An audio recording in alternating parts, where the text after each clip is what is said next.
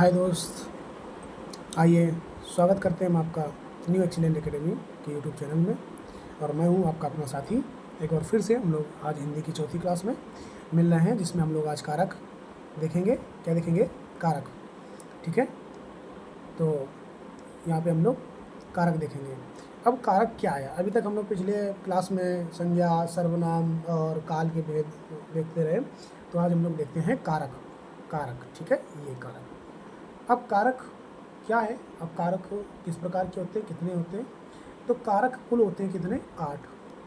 कितने होते हैं? 8। कौन कौन से होते हैं? नंबर 1 कर्ता कारक, नंबर 2 कर्म कारक, नंबर 3 करण कारक, नंबर 4 संप्रदान कारक, नंबर 5 अपादान कारक, नंबर 6 संबंध कारक, अधिकरण कारक, और नंबर 8 संबोधन कारक।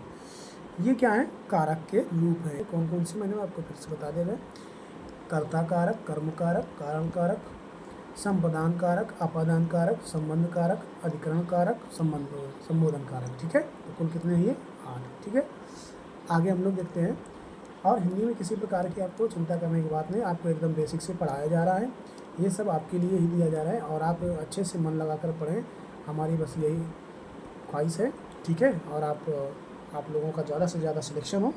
देखिए, मन लगा कर पढ़ाई करेंगे, मेहनत इतनी खामोशी से करो कि सफलता चिल्ला उठे। तो सफलता के लिए भाई मेहनत तो करनी ही पड़ेगी। तो हम लोग देखते हैं इनका उपयोग क्या है, कारकों का उपयोग किस प्रकार से कहाँ पर किस विभक्ति में होता है। ठीक है, तो अब हम लोग देखते हैं यहाँ पे कारक। कारक में कर्ता है नंबर 1 पे, कर्ता। अब इसका ये प्रयोजन दिया है, कहाँ पे है, इसका किस तरीके से किया जाएगा। अब यहाँ पे ये कारक क्या बनेगा? ने। विभक्ति कौन सी बनेगी? प्रथम। और जो यहाँ पे प्रयोजन दिया है, जो काम करें। क्या करें? जो काम करें। ठीक है ना। कर्ता, कर्ता का कारक क्या होगा? ने। किस विभक्ति में? प्रथमा में। और ये जो किसके लिए बोला जा रहा है? काम करने वाले व्यक्ति के लिए, जो काम करें। ठीक, कर्ता ने कर्म, कर्ता ने। अब जैसे हम लोग जल्दी जल्दी में पढ़ते थे, कर्ता ने कर्म को, करण ने से के द्वारा, संप्रदान के लिए, को के लिए, अपादान से अलग करने के लिए। ठीक है, संबंध का की के रारी रे, अधिकरण में पर, और संबोधन हे अरे, हे अरे ओ। ठीक है, ये हम लोग ज़्यादातर हम लोग को याद करने का तरीका ये है, लेकिन हम लोग एक बार फिर से हम लोग इस तरीके से बताएंगे, क्योंकि हम लोग बेसिक से पढ़ना है, कोई किसी बात की जल्दीबाजी नहीं है। ठीक है, तो यहाँ हम लोग ये देखते हैं फिर से। कर्ता, कर्ता का जो काम करे, ये कारक क्या है? ने। विभक्ति प्रथमा। इसी प्रकार से कर्म, जिस पर क्रिया का फल पड़े, ये कारक है को, और ये क्या है? द्वितीय विभक्ति। ठीक है, करण, करण में क्या है कि काम करने, क्रिया का साधन। ठीक है, क्रिया का साधन से और के द्वारा। ठीक है, कारक। तृतीया क्या है? विभक्ति है। संप्रदान का के लिए और जिसके लिए किया जाए। संप्रदान, संप्रदान में क्या है? जिसके लिए किया जाए। को के लिए, चतुर्थी। किस विभक्ति में आएगा? चतुर्थी विभक्ति। अपादान से अलग के लिए, पंचमी विभक्ति में आएगा, जिससे कोई वस्तु अलग हो। ठीक है, संबंध, रिलेशन, जो एक शब्द एक दूसरे से संबंध जोड़े। का, की, के, रे, ये क्या है? संबंध स्थापित कर रहे हैं। किस विभक्ति में आएंगे? षष्ठी विभक्ति में। अधिकरण, अधिकरण का प्रयोग कहाँ होगा? जो क्रिया का आधार हो। में, पर। ठीक है, सप्तमी, किस विभक्ति में आएगा? सप्तमी विभक्ति में। संबोधन, जिससे किसी को पुकारा जाए। हे अरे ओ। संबोधन मतलब किसी दूसरे व्यक्ति को जब पुकारा जाता है तो उसको एक संबोधन दिया जाता है, मतलब एक उसको रिस्पेक्ट के साथ में। ठीक है, ये चीज़ है। आगे हम लोग देखते हैं, क्या देखते हैं। तो यहाँ हम लोग अभी क्या देखें? हम लोग कारक पहले देखिए, हम लोग कारक, अब कारक के प्रकार। अब ये देखिए हम लोग कारकों का प्रयोग किस प्रकार से किया जाता है, किस विभक्ति में क्या होगा। ठीक, आगे आगे चलते हैं हम लोग। आगे में देखते हैं विभक्तियों का प्रयोग। विभक्ति क्या है? सभी कारकों की स्पष्टता, सभी कारकों की स्पष्टता के लिए संज्ञा या सर्वनाम के आगे जो प्रत्यय लगाए जाते हैं उन्हें व्याकरण में विभक्तियां अथवा प्रसर्ग कहते हैं। क्या कहते हैं? विभक्तियां, विभक्तियाँ अथवा परिसर्ग कहते हैं। ठीक है, समझ में आया? नहीं समझ में आएगा तो कमेंट के माध्यम से बताना है ज़रूर। दोबारा से एक पर्सनल क्लास में आपको एक दिन अलग से क्लास लगा करके सभी को जो भी समस्याएं होंगी उसको दूर कर दिया जाएगा। ठीक है, उस तरीके से समझा दिया जाएगा। विभक्ति से बने शब्द रूप को पद कहते हैं। क्या कहते हैं? पद कहते हैं। विभक्ति से बने शब्द रूप को पद कहते हैं। ठीक है, इस बात को ध्यान रखना है। एक बार फिर से बता दे रहे हैं, विभक्ति से बने शब्द रूप को हम क्या कहते हैं? पद कहते हैं। शब्द, संज्ञा और क्रिया बिना पद बने वाक्य में नहीं चल सकते हैं। यानी कि संज्ञा और क्रिया के बिना जो है पद बने वाक्य में नहीं चल सकते हैं। ऊपर सभी कारकों के विभक्ति चिन्ह दे दिए हैं, यानी कि सभी जो भी बताया था मैंने सभी के विभक्ति चिन्ह दे दिए हैं, प्रथमा में, द्वितीय में, ये सब। विभक्तियों की प्रायोगिक विशेषताएं क्या हैं? प्रयोग की दृष्टि से हिंदी कारक की विभक्तियों की कुछ अपनी विशेषताएं हैं। इनका व्यवहार करते समय निम्न बातों को हमको याद रखना है। क्या क्या रखना है? नंबर 1 पे सामान्यतः विभक्तियाँ स्वतंत्र हैं। इनका अस्तित्व स्वतंत्र है, क्योंकि एक काम शब्दों का संबंध दिखाना है, इसलिए इनका अर्थ नहीं होता है। जैसे ने और से, इनका कोई अर्थ नहीं होगा जब तक ये क्रिया के साथ में और संज्ञा के साथ में प्रयोग नहीं की जाएंगे। ठीक है, अगला क्या है ये हम लोग देखेंगे अगले में। ये दिया हुआ है कि हाँ, नेक्स्ट में हिंदी की विभक्तियों विशेष रूप से सर्वनाम के साथ प्रयुक्त होने का पर्याय विकार उत्पन्न करते हैं। क्या उत्पन्न करते हैं? विकार उत्पन्न करते हैं। हिंदी की विभक्तियों विशेष रूप से सर्वनामों के साथ प्रयुक्त होने पर प्रायः विभक्ति उत्पन्न कर उनसे मिल जाती हैं, जैसा मेरा, हमारा, उसे, उन्हें। तीसरा है विभक्तियाँ प्रायः संज्ञाओं या सर्वनामों के साथ आती हैं। क्या आती हैं? संज्ञाओं और सर्वनामों के साथ आती हैं। जैसे एग्जाम्पल के तौर पे हम लोग देख लेते हैं, मोहन की दुकान से यह चीज़ आई है। तो यहाँ पे मोहन की दुकान से यह चीज़ आई है, यहाँ देखिएगा ये। ठीक है, तो मोहन की दुकान से जब ये चीज़ आई है तो इसमें हमको क्या देखने को मिल रहा है? हमारा, मेरा, उसे, उन्हें। मोहन की दुकान से यह चीज़ आई है, से यहाँ जो है कि मोहन की दुकान और से संबंध स्थापित कर रहा। कहाँ से? जहाँ से, वहीं से। मोहन की दुकान से यह चीज़ आई है। ठीक है, इसको ध्यान रखना। आगे क्या दिया? विभक्तियों का प्रयोग कैसे करेंगे हम लोग? यहाँ पे विभक्तियों का प्रयोग यह है, हिंदी व्याकरण में विभक्तियों के प्रयोग की विधि निश्चित है। हिंदी में 2 तरह की विभक्तियाँ होती हैं, विश्लिष्ट और संश्लिष्ट। ठीक है, नंबर 1 विश्लिष्ट है, दूसरा संश्लिष्ट है। संज्ञाओं के साथ आने वाली विभक्तियों विश्लिष्ट होती हैं, अलग, अर्थात अलग रहती हैं। कैसी रहती हैं? अलग रहती हैं। जैसे राम ने वृक्ष पर लड़कों को लड़कियों के लिए। ये क्या? राम ने वृक्ष पर लड़कों को लड़कियों के लिए। ये देखिए यहाँ पे सब कारक का प्रयोग दिखाया जा रहा है, कहाँ पे कौन कौन सी विभक्ति में किस स्तर पे किया गया है। सर्वनामों के साथ विभक्तियाँ संश्लिष्ट क्या होती हैं? या मिली होती हैं। संश्लिष्ट होती हैं या मिली होती हैं। इनको क्या कहते हैं हम लोग? जैसे उसका, किस पर, तुमको, तुम्हें, तेरा, तुम्हारा, उन्हें। यहाँ ये ध्यान रखना है कि यहाँ पे क्या रखना है? यहाँ ये ध्यान रखना है कि तुम्हें, इन्हें में से, में को, और तेरा, तुम्हारा में का विभक्ति चिन्ह संश्लिष्ट है। क्या है? विभक्ति चिन्ह संश्लिष्ट है। जैसे तू प्लस रे, तो यहाँ देखिए तू और रे दोनों को मिला दिया जाएगा तो क्या हो जाएगा? तेरे लिए। ठीक है, तुम प्लस रे तो तुम्हारे लिए, मैं प्लस ले तो मेरे लिए। ठीक है, यहाँ इस चीज़ को दिखाया गया विभक्ति को अलग अलग स्तर में। ठीक है,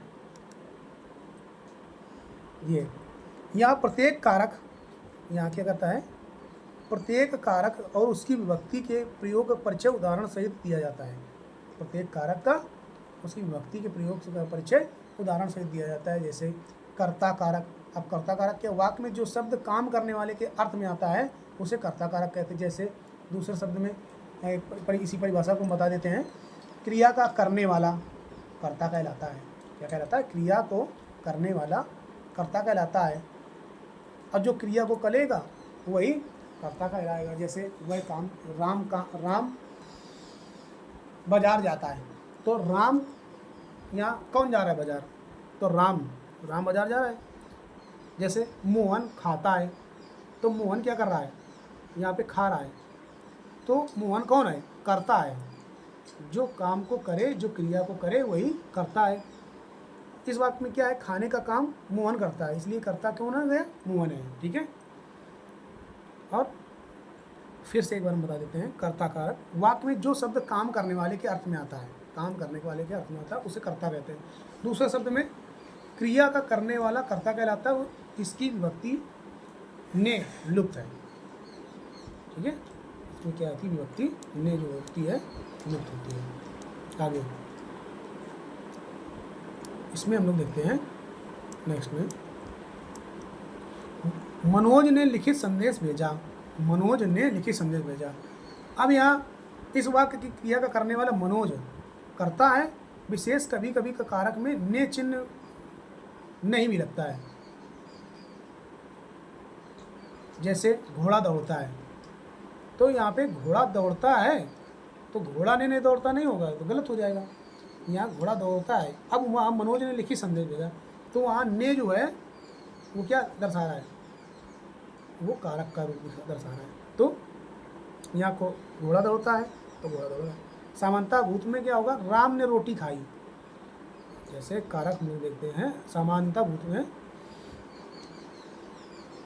राम ने क्या किया? रोटी खाई। आसान भूत में राम ने रोटी खाई है। पूर्णता भूत में राम ने रोटी खाई थी, बीत गया। और संदिग्ध भूत में राम ने रोटी खाई होगी, ये फ्यूचर की कल्पना कर रहा है कि हाँ खाई होगी कि नहीं खाई होगी, ये भी क्लियर नहीं है, खाई होगी। और हम लोग कर्ता के ने विभक्ति चिन्ह का प्रयोग कभी नहीं होता है। जैसे ने विभक्ति का प्रयोग निम्नलिखित स्थितियों में नहीं होता है। जैसे वर्तमान और भविष्यत कालों की क्रिया में कर्ता के ने का प्रयोग नहीं होता। जैसे गोपी जाता है, गोपी जाएगा। गोपी जाता है, गोपी जाएगा। ठीक है। नंबर 3, बकना, बोलना, भूलना, ये क्रियाएं यद्यपि सकर्मक हैं, यद्यपि यहाँ अपवाद स्वरूप है। क्या है? अपवाद स्वरूप है। सामान्य, आसन, पूर्ण और संदिग्ध भूतकालों में कर्ता के साथ ने चिन्ह का प्रयोग नहीं होता है। क्या होता है? ने चिन्ह का प्रयोग नहीं होता है, इसका बिल्कुल भी नहीं होता है, इसको खत्म कर देंगे। ठीक। अब हम लोग आगे देखते हैं। इसलिए जो इसका जो प्रयोग बताए थे अभी, उसी का एक एग्जाम्पल है ये। जैसे वह गाली बका, वह बोला, वह मुझे भूला, तो यहाँ पे क्या ने शब्द का प्रयोग नहीं हुआ है, बिल्कुल भी। क्या हुआ? ने शब्द का प्रयोग नहीं हुआ है। ठीक है। आगे कर्ता में को का प्रयोग, विधि, क्रिया, चाहिए आदि और संभाव्य भूत, जाना था, करना चाहिए था आदि में कर्ता को के साथ आता है। जैसे क्या है? राम को जाना चाहिए। राम को क्या करना चाहिए? जाना चाहिए। राम को जाना चाहिए, और राम को जाना था, जाना चाहिए था। नंबर 1, कर्म कारक, एक्सक्यूजिव केस, एक्सक्यूजिव केस।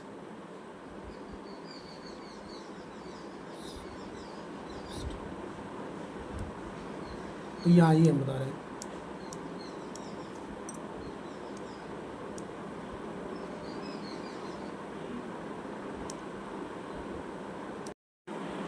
तो आगे हम लोग देखते हैं एक्यूजिव केस के बारे में। क्या देखते हैं? एक्यूजिव केस, कर्म कारक। ठीक है। कर्म कारक क्या? जिस संज्ञा या सर्वनाम, जिस संज्ञा या सर्वनाम पर क्रिया का प्रभाव पड़े उसे कर्म कारक कहते हैं। क्या कहते हैं? कर्म कारक कहते हैं। ठीक है। जैसे माँ बच्चे को झुला रही है। माँ क्या कर रही है? बच्चे को जुला रही है। इस वाक्य में जुलाने की क्रिया का प्रभाव बच्चे पर पड़ रहा है, इसलिए बच्चे को कर्म कारक है। बच्चे को क्या शब्द है, ये कर्म कारक है। ठीक है।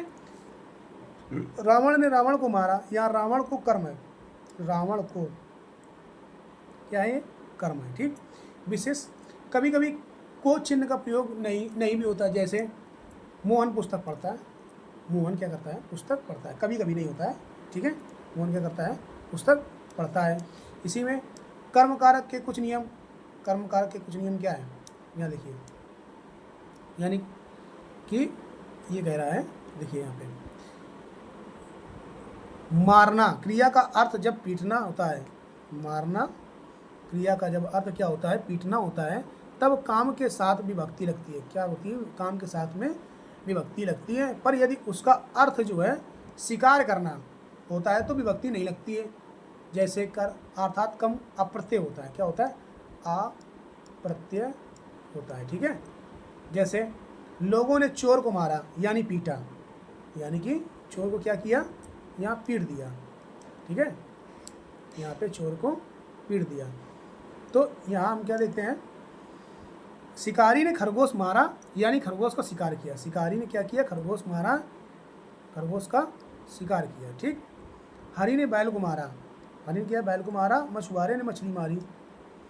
यहाँ पे क्या है, विशेष रूप से दिखाने के लिए, कर्तव्य शक्ति जताने के लिए को नहीं लगाया था, को नहीं लगाया था। शिकारी ने खरगोश मारा, शिकारी ने खरगोश को मारा, नहीं मारा, खरगोश को मारा, ये सेंटेंस गलत हो जाएगा कर्म कारक के हिसाब से। ठीक है। और यहाँ देखिए, जैसे कि मैंने ये तालाब खुदवाया, मैंने ये तालाब क्या किया, खुदवाया।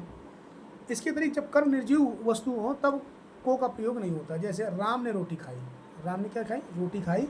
और यहाँ पे अपेक्षा राम ने रोटी खाई उचित प्रयोग है, क्या है, राम ने रोटी खाई क्या है, ये उचित प्रयोग है। ठीक है। आगे और लिखेंगे हम, मैं कॉलेज को जा रहा था, मैं आम को खा रहा था। मैं कॉलेज को जा रहा हूँ और मैं क्या कर रहा हूँ, आम को खा रहा हूँ। ठीक है। कॉलेज को जा रहा हूँ, मैं आम को खा रहा हूँ, मैं कोट को पहन रहा हूँ। इन उदाहरण में क्या है कि को का प्रयोग उचित नहीं होता है, उचित नहीं होता है। इन जैसे ये किया गया है, मैं कॉलेज जा रहा हूँ, मैं आम खा रहा हूँ, कोट पहन रहा हूँ, ये होगा, जबकि को का प्रयोग यहाँ बिल्कुल भी नहीं होगा। आगे देखने में आता है, चेतना वस्तु और पदार्थों के साथ कुछ जो चिन्ह प्रयोग होता है अचेतन वस्तुओं के साथ नहीं है, पर यह अंतर्वाक्य प्रयोग कहलाता है। जैसे हम लोग यहाँ देखते हैं, अंतर्वाक्य प्रयोग में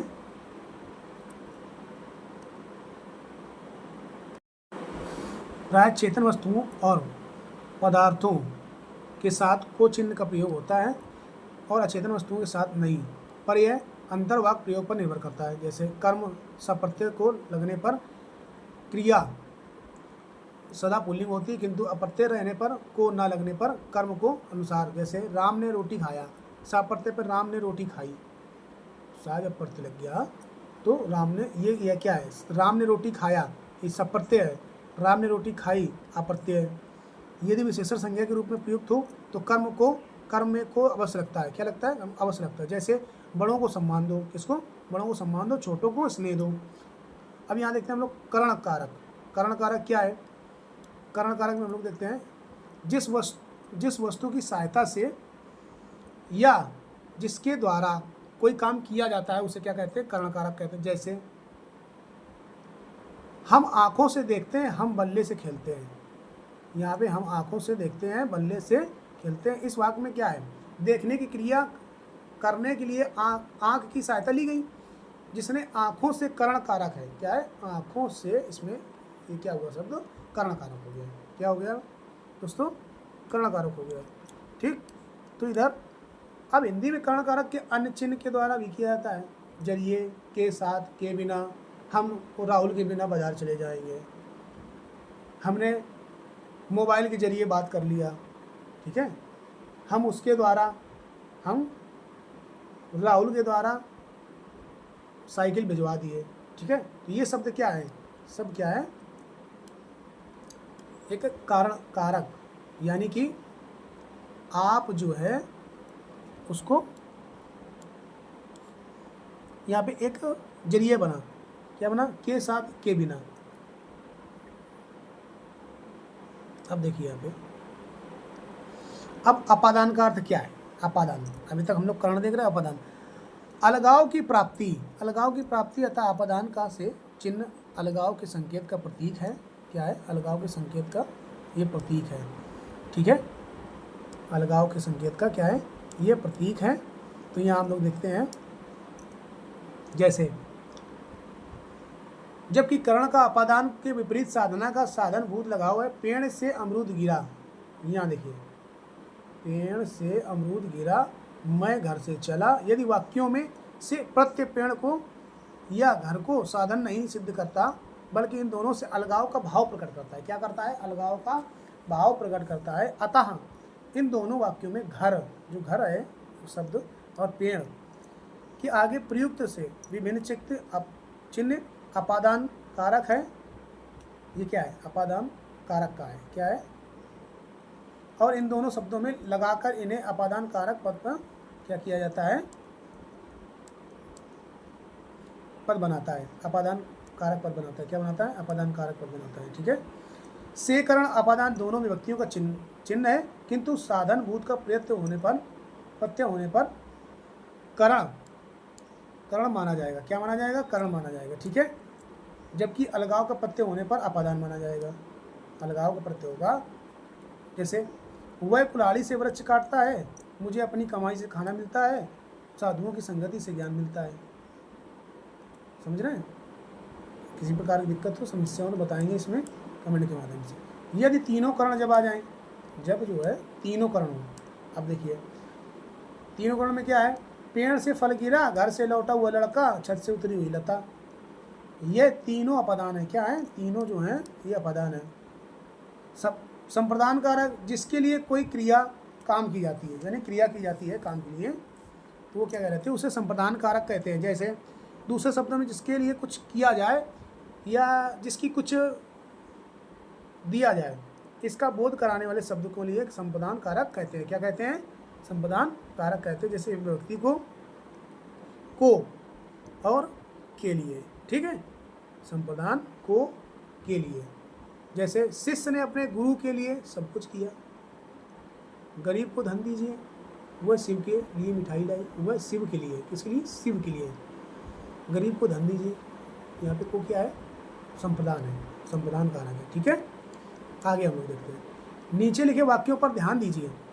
जैसे कर्म कारक, माँ ने बच्चे को खेलते देखा, माँ ने बच्चे को खेलते देखा, हरि मोहन को मारता है। ठीक है, यहाँ पे क्या है, संप्रदान कारक है। क्या है, संप्रदान कारक है, को। संप्रदान कारक, माँ ने बच्चे को खिलौने खरीदे, हरि मोहन को रुपए देता है। मोहन को, यहाँ पे केवल को जो है शब्द ये है, संप्रदान है। के हित, के वास्ते, के निमित्त और प्रत्यय वाले अवयव भी संप्रदान कारक के प्रत्यय हैं। जैसे राम के हित लक्ष्मण बन गए, राम के हित क्या ही हुए, लक्ष्मण बन गए। तुलसी के वास्ते ही जैसे राम ने अवतार लिया, मेरे निमित्त ही ईश्वर की कोई कृपा नहीं। यहाँ निमित्त, वास्ते ही और निमित्त ही, और के हित, राम के हित, के वास्ते, के निमित्त और के हित, ये शब्द क्या है, संप्रदान कारक। ठीक है, अब आगे देखते हैं हम लोग अपादान कारक। अब अपादान कारक क्या, ये देख लेते हैं हम लोग। जिससे किसी वस्तु का अलग होना पाया जाता है, उसे अपादान कारक कहते हैं। मतलब अपादान अलग के लिए। ठीक, दूसरे शब्दों में संज्ञा के जिस रूप से किसी वस्तु के अलग होने का भाव प्रकट होता है, उसे अपादान कारक कहते हैं। इसकी विभक्ति से है, जैसे दूल्हा घोड़े से गिर पड़ा।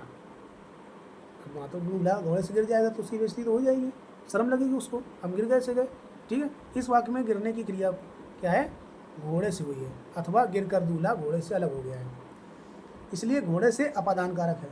क्या है, घोड़े से गिरना क्या है, ये घोड़े से शब्द जो है ये क्या है, अपादान कारक तो है।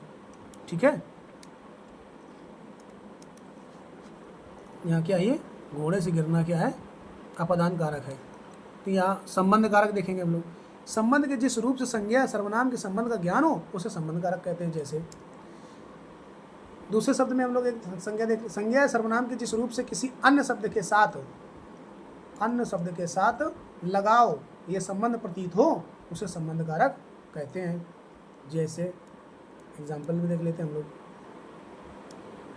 एग्जाम्पल में देखते हैं का, की और के, ये क्या है, इनके संबंध स्थापित करें। सीता का भाई आया, सीता का भाई आया है, यहाँ पे क्या का क्या है, संबंध स्थापित कर रहा है ना। हाँ, इस वाक्य में गीता तथा भाई दोनों शब्द संज्ञा है। गीता सॉरी सीता और भाई, सीता और भाई दोनों शब्द क्या है, संज्ञा है। भाई से सीता का संबंध दिखाया गया है। इस वह किसका भाई है, सीता का, किसका भाई है, सीता का। गीता का, इसलिए गीता का संबंध कारक है। सीता क्या है, संबंध कारक है। यहाँ पे सीता क्या, संबंध, यहाँ गीता मिस्टेक से टाइप हो गया है, इसको आप लोग ध्यान दीजिएगा। ये जो गीता है ये गीता नहीं सीता है, ठीक है। सीता और गीता, सीता गीता, इसमें ध्यान रखिएगा। ये गलती टाइपिंग हो गई, टाइपिंग में ये गीता, गीता नहीं, यहाँ पे सीता है। जब सीता का भाई आया तो यहाँ क्या है, सीता का भाई आया, तो यहाँ सीता का संबंध भाई से, ठीक है, या भाई से सीता का संबंध, ठीक है, दिखाया गया जहाँ से वहीं से। अब तो इसलिए सीता का संबंध क्या है, ये सीता का संबंध जो है भाई से, ये क्या है, संबंध कारक है। कौन सा कारक है, संबंध कारक है। सर्वनाम की स्थिति में संबंध कारक का प्रत्यय रा, री, रे, ना, नी, ने हो जाता है। जैसे मेरा लड़का मेरी लड़की, मेरा लड़का मेरी लड़की, तुम्हारा घर तुम्हारी पगड़ी, अपना भरोसा अपनी रोजी, ये क्या है, सब संबंध कारक में आते हैं, ठीक है। अब इसमें हम लोग देखते हैं अधिकरण कारक। अधिकरण कारक क्या है, जिस शब्द के रूप में, शब्द के जिस रूप में से, सॉरी इधर थोड़ा सेंटेंस नहीं बन पाया, शब्द के जिस रूप से क्रिया के आधार का ज्ञान होता है, शब्द के जिस रूप से क्रिया का ज्ञान का आधार होता है उसे अधिकरण कारक कहते हैं। क्या कहते हैं, ये तो अधिकरण कारक कहते हैं, ठीक है। दूसरे शब्दों में क्रिया या आधार को सूचित करने वाली संज्ञा या सर्वनाम के रूप में अधिकरण कारक कहते हैं। क्या कहते हैं, संज्ञा या सर्वनाम के रूप में अधिकरण कारक कहते हैं। इसकी विभक्ति में और पर, और पर, और हो गया और पर हो गया, ठीक है, सॉरी मैं और पर, सॉरी मिस्टेक हो गया, मैं और पर, ये क्या है, अधिकरण कारक है, ठीक है, क्या ये अधिकरण कारक है। और हम लोग देखते हैं जैसे कि इसमें एग्जाम्पल देख लेते हैं। मैदान मोहन में, मोहन क्या है, मैदान में खेल रहा है, मोहन मैदान में तो खेलेगा ही, मैदान मोहन में थोड़ी नहीं जाएगा, क्योंकि वो अचल है भैया, ये चल है, मोहन तो कहीं भी जा सकता है। मैदान में खेल रहा है, देखिए कौन खेल रहा है, मोहन। तो इस वाक्य में खेलने की क्रिया क्या है, किस स्थान पर हो रही है, मैदान, मैदान में, ठीक है, कहाँ हो रही है, मैदान पर, इसलिए मैदान पर अधिकरण कारक है। मैदान पर क्या है, अधिकरण कारक है। दूसरा उदाहरण हम लोग देखते हैं, सोहन छत पर खेल रहा है। इस वाक्य में खेलने की क्रिया किस स्थान पर हो रही है, छत पर, कहाँ पे हो रही है, छत पर, इसलिए छत पर अधिकरण कारक है। क्या है, अधिकरण कारक, जो भी मैंने बताया। यहाँ मैदान में खेल रहा है, तो मैदान में खेल रहा है तो यहाँ पे में आएगा, क्या आएगा, मैदान में, ये मैदान में क्या है, अधिकरण कारक। कभी कभी में के अर्थ में पर और पर के अर्थ में का प्रयोग होता है। जैसे तुम्हारे घर पर 4 आदमी हैं, तो यहाँ घर पर नहीं बोलेंगे, यहाँ पे तुम्हारे घर पर 4 आदमी, तो एक आ जाएगा तुम्हारे घर में क्या है, 4 आदमी हैं, या तुम्हारे घर पर 4 बच्चे, तो घर पर शब्द नहीं लगाएंगे, पर तो सेंटेंस गलत कर देगा, वहाँ पे लगाएंगे घर में 4 बच्चे हैं, यही पूछेगा आदमी। दुकान पर कोई नहीं था, दुकान पर कोई नहीं था, यहाँ पे दुकान पर नहीं शब्द प्रयोग करेंगे, यहाँ पे लिखेंगे दुकान में। नाव जल में तैरती है, तो जल में घुस के थोड़ी ना तैरती है वो, यहाँ पे देखते हैं नाव जल पर तैरती है, ऊपरी हिस्से में, ठीक है, तो जल पर, जल पर, यहाँ पे जल में तैरती है ये नहीं होगा, जल पर तैरती है, ठीक। कभी कभी अधिकरण कारक की विभक्तियाँ का लोप हो जाता है, क्या क्या होता है, लोप हो जाता है, ठीक है, लोप कैसे, जैसे कि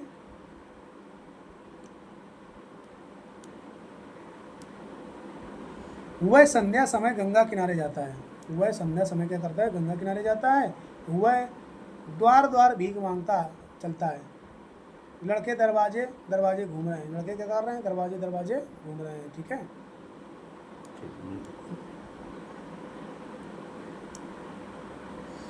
जिस समय वह आया था उस समय मैं नहीं था। अब यहाँ देखिए, जिस समय वह आया था उस समय मैं क्या था, नहीं था। उस जगह एक सभा होने जा रही है। किनारे आश्रय और दिनों जैसे पद स्वयं साप्रत्य होते हैं। क्या होते हैं, साप्रत्य होते हैं।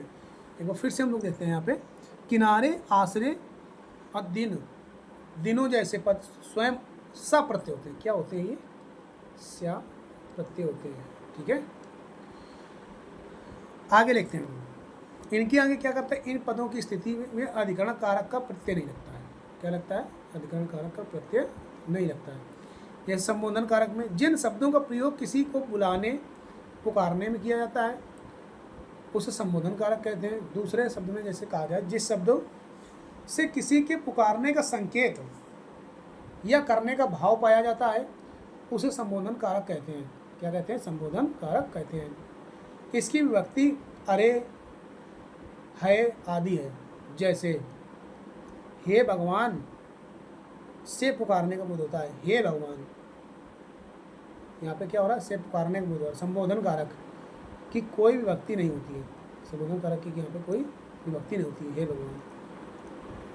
ठीक है, इससे प्रकट करने के लिए हे, अरे आदि शब्दों का प्रयोग होता है। क्या होता है, हे रामा हे रामा हे रामा। ठीक, ये गाना चला था, रामा रामा रामा रामा। ठीक, इसको हम लोग देखते हैं, आदि शब्दों का प्रयोग क्या होता है यहाँ पे, हे और अरे। जैसे कि अरे शब्द का प्रयोग ज़्यादातर गाना के उपयोग में किया जाता है, और हे शब्द का भी प्रयोग पुकारने में भी किया जाता है, संबोधन स्थापित करने में किया जाता है, हे अरे। जैसे कभी कभी अचानक बोलते हैं, अरे वो तो ऐसा नहीं था, फिर ऐसे क्यों हुआ। ठीक है, यहाँ दूसरा उदाहरण क्या है, हे श्याम इधर आओ। अरे तुम क्या कर रहे हो। उपयुक्त वाक्य में क्या है, हे श्याम जो है संबंध कारक है और अरे संबोधन कारक है। ठीक है, क्या है, संबोधन कारक है। हे श्याम इधर आओ, अरे तुम क्या कर रहे हो। अरे यहाँ पे अरे और हे श्याम क्या है, संबोधन कारक है। ठीक है, तो आज की क्लास यहीं तक मित्रों। हम लोगों ने क्या देखा अभी तक, आज की क्लास में ये कारक देखें, कारक के प्रकार देखें। कारक कितने प्रकार के होते हैं, कारक होते हैं 8 प्रकार के होते हैं। कितने प्रकार के होते हैं, 8। ठीक है, तो यहाँ हम लोग कारक के बाद क्या देखें, कारक के भेद और फिर कारक के प्रयोग, किस किस अवस्था में, किस किस विभक्ति में, कहाँ पर किसका किसका प्रयोग होता है। ठीक है, विभक्तियाँ देखें, विभक्तियों के प्रकार देखे हम लोग, विभक्तियों का प्रयोग देखा, और यहाँ पे समानभूत आसनभूत ये देखा कि कहाँ पे किस प्रकार से किस क्रिया का किस क्रियाकर्ता का यहाँ पे किस कर्ता कारक के साथ में प्रयोग होता है। ठीक है, कर्ता में कर्म को, अब यहाँ कर्ता कारक के कुछ नियम जो भी हम लोग पढ़े थे। ठीक, और ये प्रकार, अपादान कारक, संबंध कारक, अधिकरण कारक, ये। ठीक है, आज की क्लास में तो यहीं तक। तो आज हम लोग फिर से देखते हैं कि अपना YouTube चैनल है न्यू एक्सीलेंट एकेडमी के नाम से, न्यू एक्सीलेंट एकेडमी के नाम से इसको चैनल को सब्सक्राइब करें और बेल आइकन दबाएं, लाइक शेयर। ठीक, तो जय हिंद दोस्तों, जय हिंद, जय भारत, जय संविधान। धन्यवाद।